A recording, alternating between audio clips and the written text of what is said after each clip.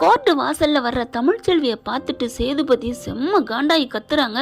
ஏய், இங்க எதுக்கடி வந்த, ஏண்டி வந்த, உனக்கு என்னடி இங்க வேலை அப்படின்னு கத்த உடனே தமிழ்ச்செல்வி சும்மா விடுவாங்களா என்ன?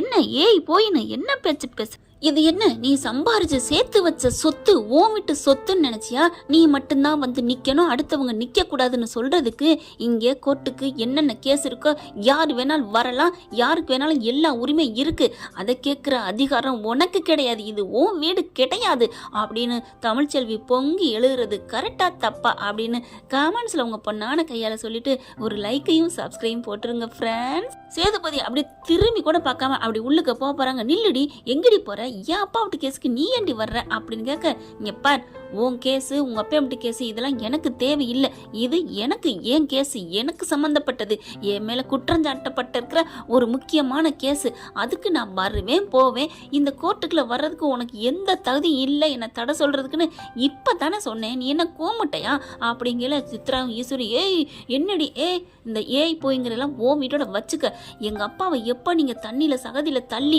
ஒரு பெரிய மனுஷன் கூட பார்க்காம அனுப்புனீங்களோ அப்பவே உங்க எல்லாத்தையும் கழுத்துல இருக்கு பாருங்க, அதை அப்படியே ஏதாவது பண்ணிருக்கணும், ஆனா நான் விட்டேன் பாரு, அதாவது சங்குன்னு சொல்லுவாங்களே அதை கட் பண்ணிருக்கணும் அப்படிங்கிற மாதிரி பேசுறாங்க. உங்களுக்கு திமிர பாத்தியாப்பா, விடுங்க சின்னம்மா, என்ன பண்றான்னு பாத்துருவோம், தள்ளியா அப்படின்னு சொல்லிட்டு கோர்ட்டுக்குள்ள போறாங்க. அடுத்து ராஜாங்கமும் வந்துடுறாங்க. ராஜாங்க அப்படி கிராஸ் பண்ணி போக மாமா அப்படிங்கிற மாதிரி பாக்குறாங்க. அவர் ஒண்ணுமே சொல்ல முடியலங்க, பாவம் மனுஷன் நொந்து நூறு சாயில போயிருக்காரு. கோர்ட்டு கூண்டுலையும் போய் நிப்பாட்டுறாங்க, சாட்சிகளை கேட்குறாங்க. எங்கள் அப்பா எந்த தப்பும் பண்ணலை அப்படின்னு சேதுபதி அவ்வளோ கத்துறாங்க. எப்பா நீ சொன்னால் சரியாக போயிருமாப்பா, நீ வந்து உங்கள் அப்பாவுக்கு மட்டும்தான் பேசுவ, அதுக்காண்டி அதை நாங்கள் நம்ப முடியுமா, சாட்சி வேணும்ப்பா, ஆதாரம் வேணும்ப்பா, பாவம்ப்பா, ஒரு ஆறுமே இல்லாத ஒரு பையன் சக்தி, அவனை போட்டு தள்ளியிருக்காரு, பதவியையும் பணக்கார காசையும் வச்சு என்ன வேணாலும் பண்ணலாமா அப்படின்னு சொல்ல, எங்கள் அப்பா அப்படி பண்ணலை, எங்கள் அப்பா அப்படி பண்ணலை அப்படின்னு எவ்வளவோ கதறாரு, துடிக்கிறாரு. சும்மா நீங்களே சொன்னா சரிப்படாதுப்பா, அப்பாவுக்கு பிள்ளை சாட்சி சொன்னா எடுபடாது அப்படிங்கிறாங்க. அடுத்து பார்த்தா அந்த வக்கீல் என்ன பண்றாங்க, இந்த ராஜாங்கம் தான் எல்லாம் பண்ணது, அந்த சக்தியை போட்டு தள்ளினது இவர் தான் அப்படின்னு சொல்ல அப்படியே பாக்குறாங்க. இதுக்கு தீர்ப்பு நீங்க தான் நல்லபடியா சொல்லணுங்க, பாவங்க அவனுக்குன்னு யாருமே இல்லைங்க அப்படி சொல்ல ஈஸ்வரிக்கு ரொம்ப சந்தோஷம். அப்பதான் இருந்துட்டு ஐயோ என் பிள்ளைய வெளியில விட மாட்டாங்களா அப்படின்னு சொல்லல தமிழ்ச்செல்வி இருந்துட்டு, இங்க பாருங்க நான் ஒரு சாட்சியம் கொண்டு வந்திருக்கேன் அப்படிங்கிறாங்க. பாக்குறாரு சேது, என்ன இவ சொல்லியிருப்பா, வேணுக்குனே அப்பாவுக்கு ஏதாவது சாட்சி சொல்ல போறாளா, எதிர்த்து சொல்ல போறாளா அப்படிங்கல. அப்பத்தா பாக்குறாரு, அம்மா அப்பத்தா இவ என்ன சொல்ல போறா, இங்க பாடுறா, கொஞ்சம் பொறுமையாயிருடா மாப்பிள்ள, பொறுமையாயிரு அப்படிங்கிறாங்க. அப்பதான் நம்ம தமிழ்ச்செல்வி எல்லாத்தையும் சொல்லுதுங்க. என்ன சொல்றாங்கன்னா, தமிழ்ச்செல்வி தன்னோட வாதத்தை எடுத்து வைக்கிற ஒரு தரப்பு சாட்சியை என்ன அப்படின்னா, அந்த முண்டம் அது தலையில்லாத முண்டம், அது சக்தியே இல்லை அப்படின்னு அடிச்சு சொல்றாங்க. அங்கே ஜெனியும் வந்துடுறாங்க. ஜெனியை பார்த்தோன்னே சேது, என்ன நம்ம கூப்பிட்டதுக்கு மாட்டேன்னா ஒரு இதுவும் பதில் சொல்ல மாட்டேன்னு சொன்னா இப்ப எப்படி வந்திருக்கா அப்படிங்கல. அப்படி கிட்டத்தை வராங்க. வந்துட்டு தமிழ் அப்படின்னு அப்படி ஜாட சொல்ல, ஓ இவளை எதிர்த்து ஐயோ தமிழ் தான் வர சொல்லியிருக்காளா, அப்பாவுக்கு எதிராக சொல்ல போறாளா, ஒன்றும் புரியலேன்னு அப்படி மண்டையை குழம்பிட்டு இருக்காங்க. ஆனா தமிழ்ச்செல்வி சும்மா விடலைங்க. அந்த ஆதாரத்தை பார்த்தோன்னே வீட்டில் உட்காந்துட்டு போட்டு போட்டு அந்த மொபைலை வச்சு தன்னோட ஆப்பில் போயிட்டு அந்த ஆள் அதாவது ப்ரொஃபஸர் வந்து எல்லாத்தையும் அழிச்சாரு பார்த்தீங்களா, அந்த ஃபோனை வாங்கி அது எல்லாத்தையும் ரீடைல் கலெக்ட் பண்ணுறாங்க. இப்போ தான் எதா இருந்தாலும் எடுத்துடலாமே, போயிட்டு கடையில் கொடுத்து எல்லாத்தையும் போட்டு போட்டு வாங்கி என்னண்டோ அந்த அழிச்ச எல்லாத்தையும் எடுத்து பார்த்துடுறாங்க. பார்த்துட்டு தாங்க தெளிவாக பார்க்குறாங்க. அதில் பார்த்தா அப்படியே அப்பட்டமானது இருக்குங்க, இது சக்தியோட உடம்பே இல்லை அப்படின்ட்டு நேராக ஜெனிக்கிட்ட தாங்க போய் பேசுகிறாங்க. ஜெனி கொஞ்சம் கோவத்தில் இருந்தாலும் உனக்கு உண்மைதான் சொல்ல வந்திருக்கேன், உன் சக்தி உயிரோட தான் இருக்கான் அப்படின்னு ஜெனி கிட்ட பார்த்து பேச, என்ன தமிழ் சொல்ற அப்படிங்கிற. ஆமா ஜெனி, உன் சக்தி உயிரோட தான் இருக்கான் ஜெனி, உயிரோட தான் இருக்கான் அப்படின்ட்டு இங்க பாரு ஆதாரத்தை அப்படின்னு காமிக்க. ஆமா ஆமால அப்படின்னு சொல்லிட்டு, இது தமிழ், இது வந்து இது சக்தி கொய்ய இல்ல, சக்தியோட கை இல்ல, எனக்கு நல்லா தெரியும் அப்படின்னு சொல்லிட்டு, இங்க பாரு அவன் மோதிரம் போட்டு போட்டு கை காஞ்சு போயிருக்கும், இதுல எதுவுமே இல்லை அப்படின்னு சொல்ல, இங்க பாரு மத அப்படின்னு சொல்லிட்டு பாக்குறாங்க. ஆமா அவன் இப்படி நேரா அவன் பேரை எழுதியிருப்பானே சக்தின்னு, அதையும் காணுமே, ஐயோ அதுவும் அவன் பேரை சக்தின்னு போடுறதுக்கு மாதிரி பதிலாக என் பேர் இன்சியலையும் போட்டுக்கிட்டான் ஜெய சக்தின்னு, ஐயோ இது அதில் இல்லை, அப்போ சக்தி இல்லை அப்படின்னு சொல்ல, சரி இருக்கட்டும், இப்போ சக்தி எங்கே ஒழிச்சு வச்சிருக்காங்கன்னு தெரியலையே, அதை கண்டுபிடிக்கணுமே, அதை அப்புறம் பார்க்கலாம், பாவம் உங்க மாமனார் அவர் போட்டு தள்ளிட்டார் நம்ம நினச்சிட்டோமே அப்படிங்கிறாங்க. அதுக்காகத்தான் ஜெனி வந்திருக்கேன், இப்போ என்ன பண்ணலாம், இதை எதுவும் ஆதாரத்தோடு தானே சொல்லணும், நம்ம சக்தி இருக்கு பேர் அவன் கையில் இருக்கு அப்படின்னு சொன்னாலும் அது நீ பொய்யா கூட சொல்லலாம்னு அந்த வக்கீல் பேசுவாங்களே என்ன தமிழ் பண்ணுறது, அதுக்கும் நான் ஒரு ஆதாரம் வச்சுருக்கேன் என்ன அப்படிங்கிறாங்க. இப்போ என்ன பண்ணுறது? இல்லை ஜெனி, என்கிட்ட நம்ம ஆண்டு விழா நடத்துனாங்கல்ல, அதில் நான் வீடியோலாம் நான் எடுத்து வச்சுக்கல, என்னோடய ஃபோன் வந்து ஸ்டோரேஜ் ஃபுல்லாகுதுன்னு, நீ ஏதாவது எடுத்து வச்சுக்கிட்டியா? எனக்கு அனுப்புனாங்க, அதெல்லாம் நான் வச்சுருக்கேன். ஐயோ சூப்பர், அதை எடு அப்படிங்கிறாங்க. அதில் என்ன இருக்குது தமிழ்? ஐயோ எடு அப்படின்னு பார்க்குறாங்களா, பார்த்துக்கிட்டே இருக்காங்க. அப்போ பார்த்தீங்கன்னா உணவகங்கள்லாம் இங்கே கேண்டீன்லேருந்து சமைச்சு கொடுக்குறாங்க இல்லையா நம்ம ஸ்டூடெண்ட்டுகளுக்கு, அதில் இப்போ எல்லாமே உணவகங்கள்லாம் நோய் வரக்கூடியதை தான் உணவு கொடுக்குறாங்க. அதிக அதாவது கொலஸ்ட்ரால், எண்ணெய் அந்த மாதிரி ஐட்டம் கொடுக்குறாங்க. ஆனால் நல்ல தரமானதாக குறைஞ்ச விலையில் நம்ம ஸ்டூடெண்ட்டுகளுக்கு சூப்பராக உணவு கொடுக்குறதுல சக்தி சூப்பராக சிறந்து விளங்குறாரு. அவருக்கு நான் சிறந்த குடிமகன் சொல்லிட்டு விருது கொடுக்குறேன்னு சொல்லி கொடுக்குறாங்க. அப்படியே சந்தோஷம் தாங்கலை, மேடைக்கு போய் வாங்குறாரு. பார்த்தா அப்படி வாங்கையில் அதில் இருக்குங்க கரெக்டாக ஜெய சக்தின்னு போட்டிருக்கு. அங்கே பாருங்க அப்படின்னு சொல்ல ஜெயன்னா அதாவது ஜெனியை போட்டு சக்தின்னு போட்டிருக்காருங்க. அப்படி பார்க்குறாங்க. ஆமாம், ஐயோ ஐயோ தமிழ் எப்படி இந்த யோசனை? அதெல்லாம் எனக்கு அப்பயே வந்துருச்சு ஜெனி, பாவம் ஜெனி, அப்போ உன் சக்தி உயிரோட இருக்காங்கிற சந்தோஷம், என் மாமா இந்த தப்பு பண்ணலைங்கிறதும் எனக்கு சந்தோஷமா இருக்கு அப்படின்னு சொல்லிட்டு ஜெனியை கூட்டிட்டு வராங்க. இதை வந்து ஜெனியும் தமிழும் நினைச்சு பார்க்குறாங்க. அடுத்து என்னம்மா சொல்ல வந்திருக்கீங்க அப்படின்னு சொல்ல, ஒன்றும் இல்லைங்க, எங்கள் மாமா எந்த தப்பும் செய்யலைன்னு அடித்து சொல்ல நான் வந்திருக்கேன். எப்படிமா நீ சொல்கிற? ஐயோ அந்த சக்தியே இல்லைங்க, அது தலை இல்லாமல் வந்திருக்கு, அது அவரோட உறுப்பே இல்லை, அவர் வேற, சக்தி உயிரோட தான் இருக்காரு, எனக்கு நல்லா தெரியும் அப்படின்னு அடிச்சு சொல்ல, என்னம்மா உன் மாமனாருங்கிறக்காண்டி வக்காலத்து வாங்குறியா அப்படின்னு அந்த எதிர்த்தரப்பு வக்கீல் சொல்ல, நான் எங்க சொல்ல போறேன், எனக்கு மாமாவா அப்பாவா அம்மாவா ஏன் நானாவே இருந்தாலும் எனக்கு தேவை சத்தியம், நேர்மை, தர்மம், இதுதான் எனக்கு முக்கியம் அப்படிங்கிற அம்மாச்சி பாக்குது. டேய் கருப்பு, இன்னமும் தமிழ் சத்தியம் ஒன்று பண்றாடா, அவ ஏதோ சாட்சியம் கொண்டாந்துருப்பா போல இருக்கடா, அந்த ஜெனியும் வந்திருக்கால. ஆமா மாச்சி, இருங்க என்னன்னு பார்ப்போம். சேது பாக்குறாரு. அப்பதான் இவன் மட்டும் ஏதாவது பண்ணி குண்டக்க மண்டக்க பண்ணி என் அப்பாவுக்கு ஏதாவது ஆணுச்சு, டேய் சும்மா இருடா, இப்போ அவ சொன்னதுல உன் அப்பனுக்கு ஏதாவது ஒரு ஜாமீன் கிடைச்சிட்டா என்னடா பண்ணுவ? அது வர்றப்ப பார்த்துக்கலாம், என்ன நீயே வேணான்னு சொல்லுவ போல இருக்கு. அப்படிலாம் இல்லை அப்படிங்கல. சித்ரா பார்த்தா படபடப்பா இருக்கு, இந்த குள்ள கத்திரிக்காய் என்ன பண்ண போதோ அப்படின்னு ஈஸ்வரியும் தவிக்குது. அடுத்து தமிழும் ஜெனியும் ஒன்னா சொல்றாங்க, ரெண்டு பேருமே கூண்டுல நிக்கிறாங்க.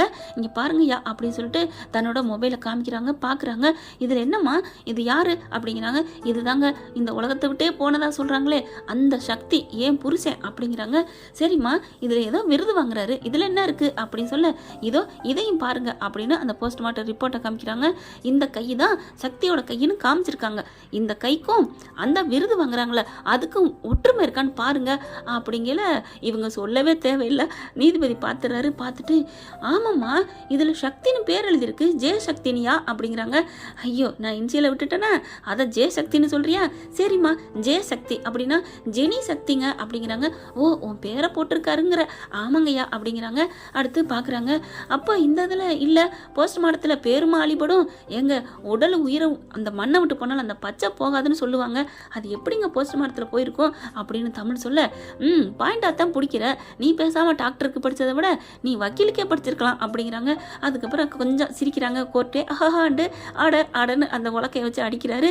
அப்புறம் ஏன் சார் நீங்கள் ஜோக்கு சொன்னீங்க அப்படி தானங்க கேட்கணும் தோணுது அந்த நீதிபதியை பார்த்து. என்ன பண்ணுறது, அவருக்கே தமிழோட அறிவையும் திறமையும் பார்த்து பாராட்டுறாருங்க. அது யாருக்கா இருந்தாலும் தோணும் தானே. அடுத்து என்னாச்சு அப்படிங்கிற மாதிரி வக்கீல் பார்க்க, தமிழ்ச்செல்வி கொடுக்குற ஆதாரத்தை பார்த்து அப்படியே எல்லாரும் அதிர்ச்சி ஆகுறாங்க. அடா ஆமாங்க, பார்த்தா கரெக்டாக சொல்கிறாங்க, சக்தியை வந்து அண்ணான்னு நல்ல ஃப்ரெண்டாக தானே இருக்காங்க, சக்திக்கு காலில் பித்த வெடிப்பே இருக்காது, இந்த மாதிரி இருந்ததே இல்லை, இந்த போஸ்ட்மார்ட்டம் ரிப்போர்ட்டில் பார்த்தேன், இது எல்லாமே சொரியாக என்னமோ மாதிரி இருக்குது, இது கண்டிப்பாக இது வேறொரு உடம்பு தான், இந்த தலையை கண்டுபிடிச்சா தான் நம்ம கரெக்டாக சொல்ல முடியும், அதனால சக்தி உயிரோட தான் இருக்காங்க அப்படின்னு அடிச்சு சொல்றாங்க நம்ம தமிழ்ச்செல்வி. யோ என்னையா உன் கதை டாரு தான், அந்த பொண்ணுங்க சூப்பரான ஆதாரம் கொண்டு வந்திருக்காங்களே அப்படின்னு நீதிபதி சொல்ல, என்னங்கிற மாதிரி அந்த கோர்ட்டே ஆச்சரியத்தோட பார்க்குது.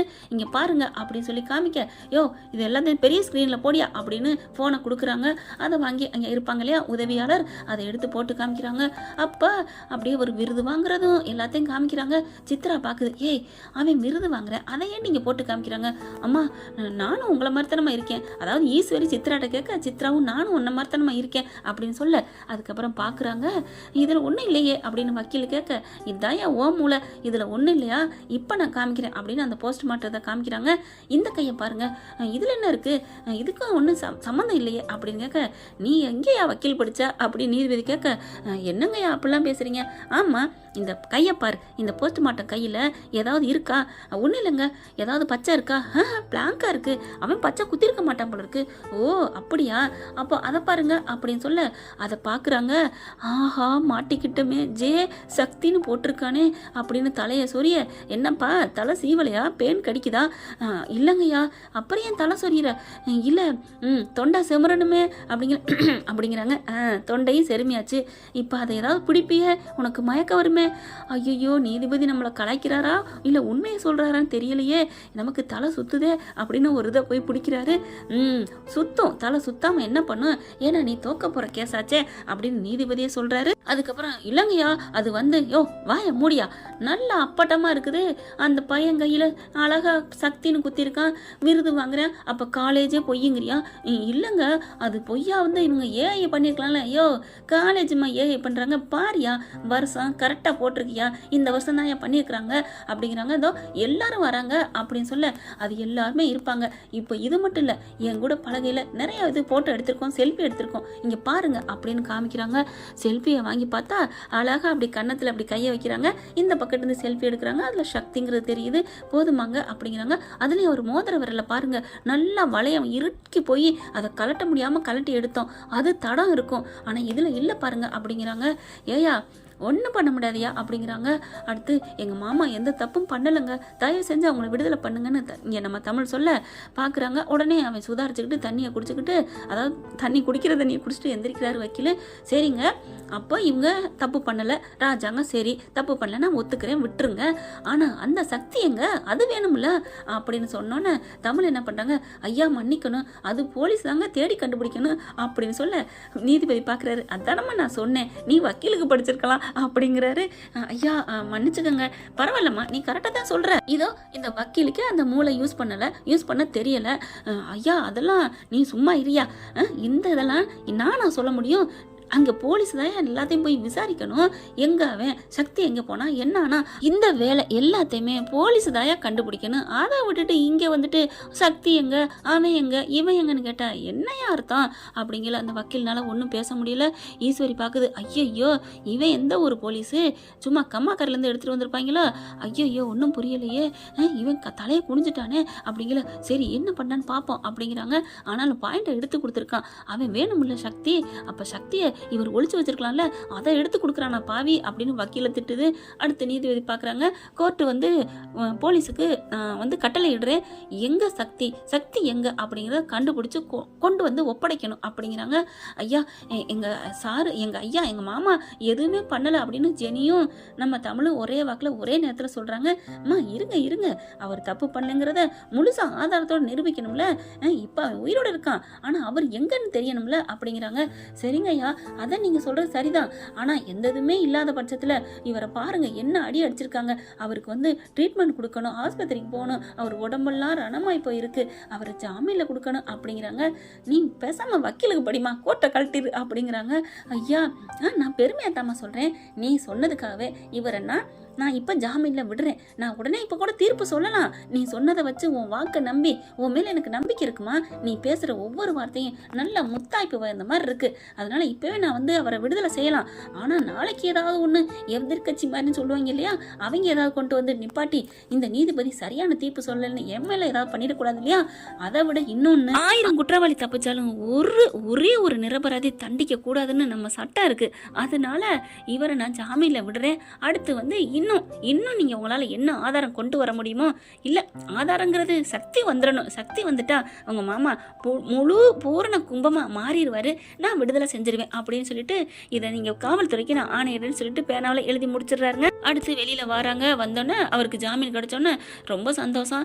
மாமா உங்களை நான் கண்டிப்பாக வெளியில் எடுப்பேன் மாமா அப்படின்னு சொல்லிட்டு எதுவுமே நான் இங்கே பேச தயாராக இல்லைன்னு கிளம்புறாங்க. அடியே தமிழ் அப்படின்னு பின்னாடியே வராங்க. என்னம்மாச்சி? ஏய் என் பிள்ளைய வெளியே கொண்டாந்துட்டடி அப்படின்னு சொல்ல உடனே சித்ராவும் ஈஸ்வரி வராங்க. உள்ளார வச்சதே அவதானே அப்படின்னு. ஏய் சும்மா இருங்கடி அப்படின்னு சொல்லிட்டு தமிழ் நீ உனக்கு நான் என்ன சொன்னாலும் தகாதடி, நீ அவ்வளோ பெரிய வேலை பண்ணியிருக்கடி, என் பிள்ளைய உள்ளுக்கு ஜெயிலுக்குள்ளே போக விடாமல் பண்ணிட்டடி அப்படிங்கிறாங்க. பார்க்குறாங்களா என்ன இவ பண்ணிட்டா, என்ன பண்ணாளா? அந்த நீதிபதி சொன்ன கேட்டியா? தமிழோட வார்த்தைக்காக விடுறேன்னு சொல்லியிருக்காரு. என்னடி நீ பண்ண அப்படிங்கல. ஏயா சேது நீ என்னென்னமோ பண்ண, உன்னால முடிஞ்சுச்சா அப்படிங்கல. சேது ஒன்றும் பண்ண முடியல, ஏன்னா அப்பா இருக்கார்ல. அதனால கருப்பும் சேதுவும் வா மாச்சி வா அப்பத்தா அப்படிங்கல. டேய் நான் சொல்றதை கேளுடா, தமிழ் மேல எந்த தப்பும் இருக்காதுடா, அவ இவ்வளவு போராடுறா, நீங்க கொஞ்சம் கூட நன்றி இல்லாம இப்படி நடந்துக்க கூடாதுடா அப்படிங்கிறாங்க. அம்மாச்சி வா அப்புறம் போய் வீட்டில் பேசிக்கலாம் அப்படின்னு கருப்பு இழுக்கிறாரு. இல்லடா என்னால தாங்க முடியலடா அப்படின்னு சொல்லிட்டு இருக்கல. ராஜாங்க அப்படி போறவரு தமிழை பார்க்குறாரு, கண்ணாலே நன்றி சொல்றாரு. அந்த பிள்ளையும் பரவாயில்ல மாமா அப்படின்னு சொல்லிட்டு போகுது. அட்டேங்கப்பா அப்படிங்கிற மாதிரி தான் இருக்கு. வீட்டுக்கும் போயிடுறாங்க. வீட்டுக்கு போனால் ஈஸ்வரி அடிச்சுக்குது. ஐயோ இவனை உள்ளுக்க போடுவேன்னு பார்த்தா வந்துட்டானே வந்துட்டானே வந்துட்டானே வந்துட்டானே அப்படின்னு தவிக்குதுங்க. என்னங்கடி 3 பேரும் படபடன்னு ஏதோ இது வந்தவங்க மாதிரி கை காலை ஆட்டுறீங்க என்ன அப்படிங்கல. ஒன்றும் இல்லத்த சந்தோஷம் சந்தோஷம் இல்லம்மா அப்படின்னு அதுங்களே பேசிக்கிட்டுதுங்க சித்ராவும் ஈஸ்வரியும். அடுத்து எல்லாரும் உட்காந்துருக்காங்க. நீ ராசாங்கய்யா நீ குளிக்கிறியா? வேணாம் நான் குளிக்கிறேன், எனக்கு மனசு சரியில்லை. இல்லையா ட்ரெஸ் எல்லாம் மாற்றணும். பரவாயில்ல அத்தா எனக்கு மனசு ஆறலை அப்படின்னு உட்காந்துருக்குறாங்க. உட்காந்துட்டு இருக்கல எல்லாரும் பேசுகிறாங்க. இப்போ என்ன பண்ணலாம்? உன்னை இப்போதைக்கு ஜாமீனில் எடுத்துட்டா, ஆனால் நிரபராதின்னு வெளியில் எடுக்கணும்னா என்னடா பண்ணுறது அப்படிங்கிற மாதிரி அம்மாச்சிக்கு இப்போ உயிர் துளிர் விட்டுருதுங்க. அப்படி பார்க்குது. அம்மா கிளவி எப்படி சாஞ்சு போய் கிடந்தா இப்போ என்னம்மா எந்திரிச்சிட்டா அப்படிங்க. எல்லாம் அவன் புள்ள வந்துட்டான்ல அந்த திமிரு, அப்படியே வாடிய பயிர் மழையை கண்டா எந்திரிக்கல அந்த மாதிரி எந்திரிச்சிருக்கா. இவளுக்கு பட்டையில் போடணுடி அப்படின்னு நினைக்குதுங்க. அடுத்து பார்த்தீங்கன்னா அப்பா சும்மா விடலைங்க. சேது ராஜாங்கத்தையும் கூப்பிட்டு வச்சு பேசுது. இங்கே பாருங்கப்பா நான் சொல்கிறத கேளுங்க, நான் ஒரு பெரிய மனுஷன் இந்த வீட்டில் இருக்கேன், என் பேச்சை நம்புவீங்களா நம்ப மாட்டீங்களா அப்படிங்கல. என்னம்மா இப்படிலாம் பேசுகிறீங்க? நான் நம்புவேம்மா சொல்லுமா அப்படின்னு ராஜாங்க கேட்குறாரு. இருந்தாலும் பெத்த புள்ள தாங்க. அப்போ தான் சொல்கிறாங்க, ஏப்பா அந்த தமிழ்ச்செல்வி இப்போ உன்னை வெளியில் வந்த காரணம் அவள் தான், அது தெரியுமா என்ன? தெரியுமா அப்படிங்கிறாங்க. அப்போ தான் சொல்கிறாங்க, இங்கே பாருப்பா அவள் எவ்வளோ நல்லது பண்ணியிருக்கா, அதை ஏன் எல்லாரும் மறந்துட்டீங்க? அவன் அத்தை என்னத்த? ஏய் நான் சொல்லி முடிக்கிற வரைக்கும் நீ அத்தை சொத்தன்னு எதுவும் பேசப்படாது, வாயை மூடுறே அப்படிங்கல. அப்படியே வாயை மூடுது. என்னம்மா நேற்று நேரம் தூங்கிக்கிட்டு கிடந்தா இன்னைக்கு சரி சும்மா இரு அப்படிங்கல. ஏய் குசுன்னு என்னடி சத்தம், அமைதியா இருங்கடி அப்படின்னு சொல்லிட்டு இங்கே பாரியா அவள் 1 2 சொல்லணும்னா 1008 உன்னை ஜெயிலேருந்து எடுத்தது மட்டும் இல்லையா, உன்னை எலெக்ஷனில் ஜெயிக்க வச்சா பாரு, அப்படியே ஊரா போய் போராடி பண்ணா பாரு. ஆனால் இதில் ஒரு ப்ராக்கெட்டுக்குள்ள சொல்லிக்கிறேன், 2 வருஷத்துக்குள்ள அடுத்த ஒரு எலெக்ஷன் வருதுன்னா ஆச்சரியமாக தாங்க இருக்குது. அது ஏதாவது இடைத்தேர்தல் நின்னாரா அப்படிங்கிறது தெரியல, தெரிஞ்சா கமெண்ட்ஸில் சொல்லுங்கள் ஃப்ரெண்ட்ஸ். இப்போ மறுபடியும் அப்போ தான் ஆரம்பிக்குது. அவள் எவ்வளோ பண்ணியிருக்கிறா, என் உயிரை காப்பாற்றிருக்கா, அது தெரியுமா தெரியாதா? அது அத்தை அப்படின்னு ஈஸ்வரி ஆரம்பிக்க. ஏய் வாய மூட்ரி அப்படிங்குது. என் உயிரை மட்டுமாயா காப்பாத்தினா? ஒன்று இந்த வீட்டு பத்திரம் அந்த நீதிமன்றம் கொண்டே கொடுத்தாங்களே உன் தம்பி பொண்டாட்டியும் உன் தம்பி பையனும், அதை எல்லாத்தையும் காப்பாற்றி கொடுத்தது அந்த செல்லப்பாண்டியா. பணம் 50 லட்சத்தை கொண்டே கொடுத்தா, அதையே கொண்டாந்து அதையும் நம்ம வீட்டில் தான் சேர்த்தாங்க. எல்லாம் அது நல்லதாயா பண்ணியிருக்குது. என்னென்ன பண்ணியிருக்காங்க அதை விட ஐயா சேது அப்படிங்கல. அம்மாச்சி அப்படிங்கல. டேய் அடங்கு, உன்னைய அசிங்கப்படுத்தினாளுங்க அப்படிங்கல. தாமரையும் சாவித்திரியும் அம்மா நீ என்னம்மா வாயை மூடுறி, அடுத்து ஓட்ட தாண்டி வர்றேன், நீ என்னென்ன பாடுபடுத்தின என் பிள்ளைய போயிட்டு மகளிர்லாம் போய் பண்ணியடி, எத்தனை பேர் கைது பண்ண வந்தாங்க, அசிங்கப்படுத்தின உன் பிள்ளைய என் பேரன் கெடுத்துட்டான்னு, அதை நான் நம்புறேன் என் புருஷன்னு சொல்லிட்டு ஒத்த காலில் நின்று என்னென்ன பண்ணியிருக்கிறா. சேதுவை கலங்க மட்டும் நிரூபிச்சிருக்கா. அதை மறந்துட்டீங்களா? ஏன் அதை விடு, நம்ம எல்லாரும் உயிரையும் அந்த காட்டுக்குள்ள போய் மருந்து எடுத்துட்டு கொடுத்தாலே அதை மறந்துட்டீங்களா? ஏண்டா எதடா மறக்கிறிய? அதை விட கண்மணி என் பேத்தி கல்யாணம் எப்படி இவ பாலா போக வச்சா, இன்னைக்கு இவன் நல்லவளா நடு வீட்டில் வச்சு விளக்கு போட்டு திரியேத்திட்டு இருக்கீங்க. இவ தலையில வைக்கிற தாண்டா நல்லா இருக்கும். அப்படி இருக்கேல. ஆனா அந்த தமிழ் மட்டும் இல்லைன்னா கண்மணி வாழ்க்கையை சீரழிஞ்சிருக்குண்டா. அதை காப்பாத்திருக்கா. இந்த வீட்டுக்குள்ள வந்திருந்து அது தலையில தூக்கி வச்சு ஆடி இருக்காடா அந்த குடும்பத்தையே. ஆனா ஏதோ ஒண்ணு சின்னது, அதுவும் அவ பண்ணாளாங்கிறது உறுதியா தெரியல. அவ அடிச்சு சொல்றா, என் போனை யாரோ பேசியிருக்காங்க, நான் பேசலன்னு. அந்த வார்த்தையை ஏன்டா நீங்க யாருமே நம்பல? எல்லாத்தையும் மறந்துட்டீங்களாடா? அவ பண்ண எல்லாத்தையும் மறந்துட்டு, இந்த வீட்டுல எல்லாம் பண்ணதெல்லாம் மறந்துட்டு அவங்கெல்லாம் சேர்த்துக்குவீங்க. அவ பண்ண எல்லாத்தையும் மறந்துட்டு ஒன்னே ஒண்ணு பண்ணான்னு விரட்டி அடிச்சிட்டீங்களடா. ஆரம்பத்துல ஜெயிலுக்கு போனது இதோ இந்த தாமரையால தான். கல்யாணம் பிடிக்கலன்னு சொல்லி அவ பண்ணது எடுக்கல கேஸு. ஆனா இவ பண்ணித்தான் நீ உள்ளர போன. ஆனா அதுக்கும் இவ தான் காரணம், எல்லாத்துக்கும் அவ தான் காரணம். ஆனா உண்மை ஒரு நாள் வெளியில வரும் சேது, அப்ப இருக்கு. ஆனா அந்த புள்ள வயிற்று புள்ள தாச்சி, உன் மவன் என்ன பண்ணான்னு தெரியுமா அப்படின்னு நடந்ததை சொல்ல அப்படியே சேதுவை பாக்குற ராஜாங்க. என்னடா பண்ணி வச்சிருக்க? அது வந்துப்பா, சே நீ இப்படி பண்ணுவே நான் நினைக்கவே இல்லடா அப்படின்னு சொல்றாங்க. இல்லப்பா அது வந்து அப்படியே உள்ளர போயிடுறாருங்க. போயிட்டு அவர் குளிச்சுட்டு அப்படியே உட்காந்துட்டு இருக்காரு. மோகனாவும் ஏங்க அப்படின்னு போயிடுறாங்க. எல்லாமே புருஷமான பின்னாடியே பொண்டாட்டி ஏங்க அப்படின்னு தான் போறாங்க. ஆனா இப்ப சேது என்ன பண்ண தெரியாம தவிக்க, இங்க பாருப்பா உன் அம்மாச்சி சொல்லு, உங்க அப்பத்தா சொல்லுதுன்னு எதுவும் நினைக்காத. ஐயோ சின்னம்மா என்னை விடுங்க, எனக்கு ஒரு மாதிரியா இருக்கு. இவன்ட்ட வந்து நல்லது சொல்ல வந்தா அப்படின்னு மூணும் போயிருதுங்க. அடுத்து பார்த்தா இப்ப என்ன பண்றது, மாட்டிக்குவோமா என்ன பண்றதா ஒண்ணுமே புரியலடி. அப்படியே வந்துட்டானே வெளியில, உள்ளார போவேன் நினைச்சேன் அப்படிங்கல. இந்த பிள்ளை அவங்க அப்பா ஃபோன் பண்றாங்கன்னு வெளியில போயிருது. ஃபோன் பண்ணிச்சு, இவ போயிட்டா. இப்ப என்னம்மா அப்படிங்கல. என்ன பண்றது, வெளியில தகவல் தெரிஞ்சு ஒருவேளை நம்ம ஐசு தான் கால் பண்ணுனா, அவ தான் அந்த மாதிரி குரல்ல மாத்தி பேசினா அப்படின்னு தெரிஞ்சா, ஐயோ எங்களுக்கு ஒன்றும் தெரியாது, அவ தான் ஏதோ சேது மேல உள்ள ஆசையில அப்படி பண்ணிட்டான்னு அப்படியே ஒட்டுமொத்த பழியும் தூக்கி ஐஸ்வர்யா மேல போட்டுருவான். என்ன சொல்ற அப்படிங்கல. அம்மா என்னம்மா உங்ககிட்ட இருந்து இல்ல அப்படின்னு தள்ளி போய் நிக்க. என்னடி தள்ளி போய் நிக்கிற? இல்லம்மா உங்ககிட்ட இருந்து ஒரு 8 அடி தள்ளி தாமா நிக்கணும். ஏண்டி நீ நல்லா இருக்கணுங்கிறக்காண்டி பெத்த புள்ளைய கூட விட்டு வைக்க மாட்ட போல இருக்கே. ஏய் அப்படிலாம் இல்லடி, எனக்கு உங்க 2 பேரையும் விட்டா எனக்கு வேற யாருடி? அப்படித்தானமா உன் அண்ணன் பிள்ளையும் சொன்னேன். அவளும் நம்மளை நம்பி தானமா இறங்கினா, அப்புறம் ஏமா அவளை இந்த மாதிரி மாட்டி விடுவேன்னு சொல்ற? பின்ன என்னடி, அதெல்லாம் அப்படித்தாண்டி, நம்ம தப்பிக்கணும் அப்படித்தான், அதுக்கு தாமா பயமா இருக்கு அப்படின்னு சொல்லிக்கிட்டு இருக்கல. சூப்பர் அத்தை சூப்பர் அப்படின்னு உள்ளர வருதுங்க ஐஸ்வர்யா. ஐஸ்வர்யா பார்த்தோன்னா ஆடி போறாங்க. ஐசு நீ நீ நீ நீ நீ நீ எப்போ வந்த ஐசு? அடைச்ச நீங்கள் இப்படிலாம் இருப்பீங்களா அத்தை? நான் இப்படி இருப்பேன் நினைக்கவே இல்லை. உங்களை பெத்த அம்மா மாதிரி நினச்சிங்க வந்தேன் அத்தை. சே நான் கிளம்புறேன், இனி ஒரு நிமிஷம் இங்கே இருக்க மாட்டேன் அப்படின்னு சொல்லிட்டு வேக வேகமாக போயிட்டு துணிமணி எடுக்குது. அப்படிலாம் நினைக்காதடி, அப்படிலாம் ஒன்றும் இல்லடி, இங்கே பாருடி, நாங்கள் சொல்கிறத புரிஞ்சுக்கடி. உன் மேலே மட்டும் தப்புன்னா உன்னைய மட்டும் அனுப்பிடுவாங்க, நாங்கள் இங்கே இருப்போம். அடுத்து மெல்ல மெல்ல உன்னை எப்படியா கூப்பிட்டுக்கலாம், இந்த சொத்தை ஆளலாம். ஆனால் உன்னோட சேர்ந்து நாங்களும் வெளில போயிட்டா என்னடி பண்ணுறது? அதுக்காக தாண்டி அப்படி சொன்னேன். அப்படின்னா என்ன வச்சுட்டே சொல்லியிருக்கலாமே, என்ன அனுப்பிட்டு சொல்லணும்னா அப்போ திருட்டுத்தனம் தானே அத்தை? சூப்பர் அத்தை சொல்லுவாங்க, ஆட்டக்கடிச்சு அப்படி இப்படின்னு சொல்லுவாங்களே, அந்த மாதிரி பண்றீங்களா அப்படின்னு ஐஸ்வர்யா கத்துது. ஏய் மன்னிச்சுக்கடி, அதெல்லாம் நினைக்காதடி, எனக்கா நீ அத்தைக்கா அப்படி மாட்டிட்டாலும் நீ மட்டும்தானே அந்த தப்பா பழியை ஏத்துக்கணும் அப்படிங்கிறாங்க. அப்படி பாக்குறாங்க. ப்ளீஸ்டி உன்னை இப்போ என்னடி தப்பா பேசிட்டேன் அப்படின்னு பார்க்கல. அடியே உங்களுக்கு இருக்குடி கச்சேரி, அப்படியா நினைக்கிறீங்க அப்படின்ட்டு. இல்லத்த அதை கேட்டோன்னே என் காதுல அதில் கேட்டோன்னே மனசே ஒரு ஆறலை, அதான் நான் திட்டேன். இருந்தாலும் என்னை நீங்கள் விட்டுற மாட்டீங்கல்ல, சேது மாமாவுக்கு என்ன கட்டி வைப்பீங்களா? கண்டிப்பாடி, நீ இந்த வீட்டுக்கு மருமகளை வந்தா எனக்கு சந்தோஷம் தானே அப்படின்னு சொல்லிடுதுங்க.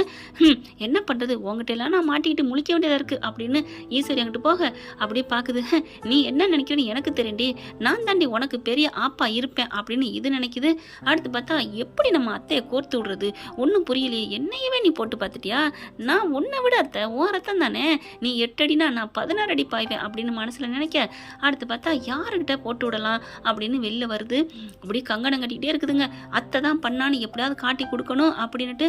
இங்கே பார்த்தா தமிழ்ச்செல்வி வீட்டுக்கு போனோன்னே அவங்க மாமனார் வெளியில் வந்த விஷயத்த சொல்ல ஜெனியும் வீட்டுக்கே போயிடுது. இனிமேல் நான் அங்கே போக மாட்டேன், இங்கே இருக்கிறேன் அப்படிங்கல. இரு, நான் இருக்கிறதுல உனக்கு ஒன்று. ஐயோ என்ன சென்னி இப்படிலாம் பேசுகிற, நம்ம 2 பேருமே காலேஜுக்கு போவோம், உன் சக்தியை தேடி கண்டுபிடிக்கணும், நீ தைரியமாக தெம்பாக இருக்கணும் அப்படிங்கல. கண்டிப்பாக தமிழ், இனிமேல் நான் ஏன் அப்படி சோற போகிறேன், ஆனால் எனக்கு ஒரு உயிர் கொடுத்துட்ட, எனக்கு ரொம்ப சந்தோஷமாக இருக்குது தமிழ்னு 2 பேரும் கட்டிக்கிறாங்க. அடுத்து மாமனாரையும் வெளியில் கொண்டாந்துட்டேன், அது வரைக்கும் சந்தோஷம். தமிழ் நீ மாதிரி ஒரு மருமக கிடைக்க கொடுத்து வச்சிருக்கணும், ஆனால் அந்த பண்ணாடைங்க விரட்டி விட்டுருச்சுங்க அப்படிங்கல. அம்மா விடுமா, என் நேரங்காலம் அப்படின்னு இங்கே பேசிக்கிறாங்க. அடுத்து இங்கே பார்த்தா அம்மாச்சி அப்படியே தலையில் அப்படியே கையை வச்ச வாக்கில் தூங்குது.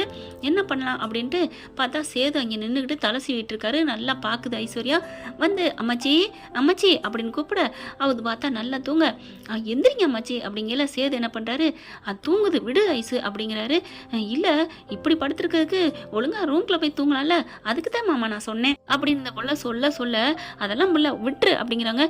மாமா இருங்க, நான் இப்போ உங்க அப்பா வந்து எழுப்புனா எந்திரிப்பாங்க தானே அப்படிங்கல.